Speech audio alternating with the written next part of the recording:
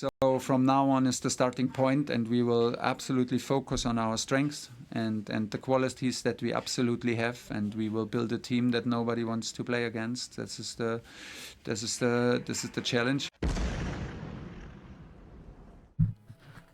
Thomas Tuchel is gonna build a team that nobody wanna play against. That was at Chelsea, but also in England, you can tell exactly what that brother is trying to do. And this is just the beginning, okay? 2 games, 2 wins, not against top oppositions, but you have to beat what is in front of you. So job done for England. And we're gonna talk about the game today and also some random topics in the world of football. Stay tuned until the end. My name is Ogs, your own brother. Don't forget to like, subscribe, share, comment down below. And here we go. So Reece James today started as a right back, all right? His natural position, the positions that he been playing for his entire career, pretty much. And I know at some point in the academy he played few times in the midfield because there were so many injuries. And when he went on loan to Wigan, he also played in the midfield few times. It wasn't all the time. His natural position where he create magic is right back, overlapping, crossing those balls, and also scoring goals from very tight angles. I was surprised to see Enzo Maresca saying that I see Reece James as a midfielder.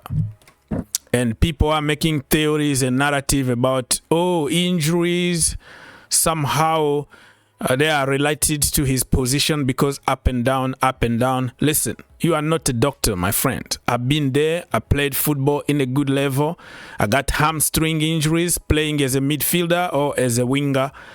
You can accelerate from everywhere. You can put tackles from everywhere. You can go up and down from everywhere.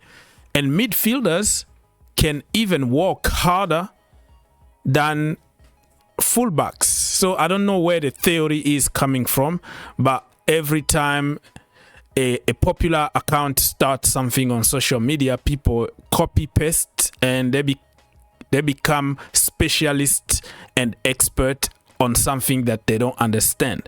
I think Reece James is gonna stay fit because he just spent like 4 years of horrible injuries. He went through everything. He went through surgery, changing diet, changing his way of training and everything. So at some point, the situation is gonna be calm. Okay? It doesn't mean that he's gonna be good because he's playing in the midfield, and when he goes to the fullback position, he's gonna get injured. That is just stupid narrative. So Enzo Maresca, just because Reece James scored a goal at Wigan, 1 goal from the midfield, doesn't mean that you have to conclude immediately that he's a midfielder, okay? He does his job from the fullback position. Don't try to kill his natural abilities. All right, so you see the free kick in the picture here. It was sensational. And even Reece James himself, he couldn't believe it. He's like, oh my goodness, it went in. So let's go. 90 minutes for Reece James. And again, from the right back position.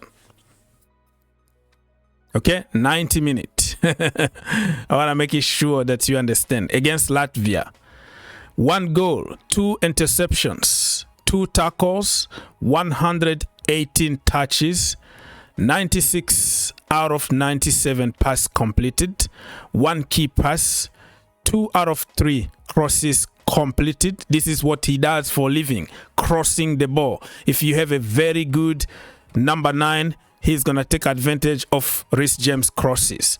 2 out of 2 long balls completed. 2 out of 4 ground duel won, 1 shot on target, and I already said 1 goal. Amazing performance from Captain James.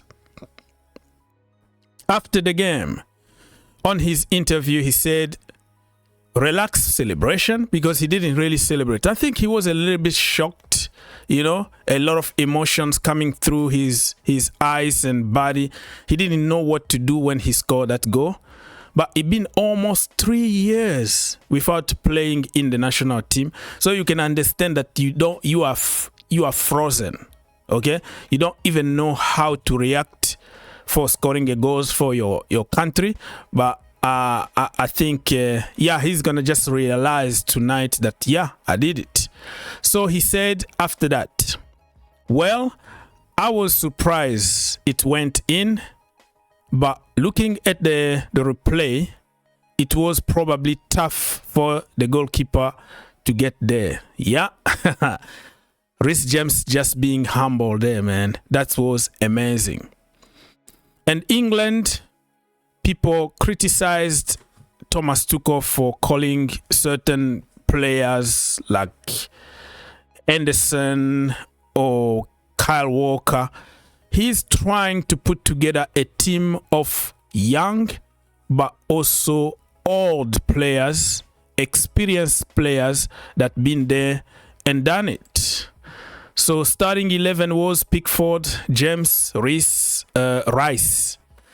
Kosa, Gueye, Kane, Bellingham, Rashford, Rogers, Bowen, Vescoli. I didn't really appreciate the performance from Rashford, but him also, you have to give him the benefit of the doubt. He hasn't been in the national team for a while, and at Manchester United, he wasn't playing a lot of goals, a lot of games, and he moved to Villa. He's getting his form slowly and surely. So, yeah, Rashford needs to improve next time. So 3-0 for England. Reece James in the 38th minute. Harry Kane, 68th minute in the second half. And Eze, 75th minute.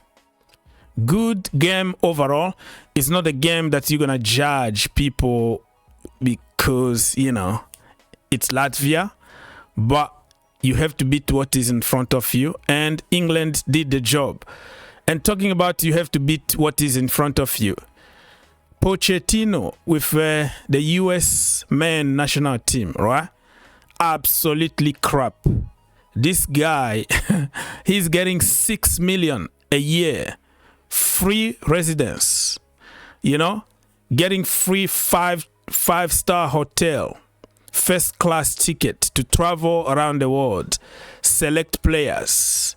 Leaving everything on the credit card of the federation here, of the US Federation, but absolutely crap. That team don't even have energy, no fight, no quality, no tactics, no system, nothing. It's flat. The United States is just getting worse and worse. So in this international break, they lost against Panama in the semi-final of the Nations League. They lost against Canada for the 3rd place of the Nations League, and the team is not really a team. This brother, I think his mind is already set to Tottenham Hotspurs. He's gonna go back because some people took his pictures with Daniel Levy. So he's just waiting for the World Cup, for the prestige, and then collect his 12 million for 2 years, you know, with a lot of bonuses. So it looks like he doesn't really care about anything in the US men national team. But it is what it is, man. When I told people that this guy is absolutely a fraud, people didn't listen to me. Oh, man. Let's now move on to some club news here. Enzo Maresca sent a message on Instagram. He said, "The hard work never stops, even during international weeks. 4th in the Premier League, quarterfinals of the UEFA Conference League, FIFA World Cup, together with our fans all over the world. Let's keep the blue flag flying high. It's all good. It's all good to motivate. I can't even speak. To motivate Chelsea fans, but what we see on the pitch with tactics, system, playing people out of positions, you can encourage the fans whatever you want or criticize them, but you have to show something, some flexibility on that pitch. And I'm not happy that he's bragging about Chelsea being top 4, but Chelsea won only 4 games in 14 games since December.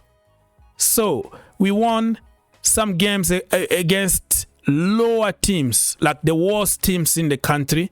We shouldn't be celebrating being top 4 because it's not what Chelsea did. It's what other teams didn't do. So I think you need to get back to work and not talk too much, in my humble opinion. Talking is just making people frustrated. Okay, let's move on very quickly. I made already a video on the Green Turf YouTube channel talking about Todd Boehly's interview today. And if you have a chance, go check on that video so I don't have to repeat myself. But all I can remind you is Todd Boehly and Clear Lake Capital are not agreeing on many things, even though they try to show unity in front of the world. But you can tell that nothing is working with them.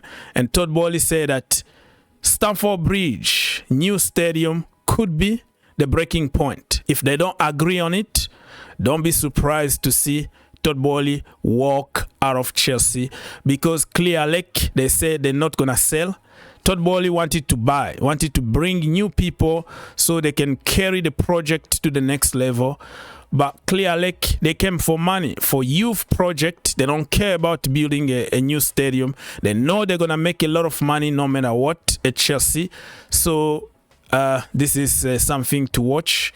But nothing is working in the ownership position at Chelsea Football Club. Listen, people, God bless you. Keep watching my videos and keep smashing the like button because it doesn't cost you anything. We have so much to cover, but we don't have time for it. Manchester City and Tottenham are currently 2 Premier League clubs showing the most concrete interest on signing Tyler Dibblings. Remember, he came to Chelsea for a few weeks or few months and he went back to Southampton. But very, very good player. And with Southampton going back to the championship, I think they have to sell their best players. Frankie de Jong wants to stay at Barcelona over a new contract. His current contract worth 19 million a year. Wow. Why would you move that kind of money? Oh my goodness. Neymar Jr., he always got injured on his sister's birthday, right? For years and years. Always when there is a Rio Carnival, the same time it's his sister's birthday, so he got injured often. But that is just conspiracy theory though. You can't prove that.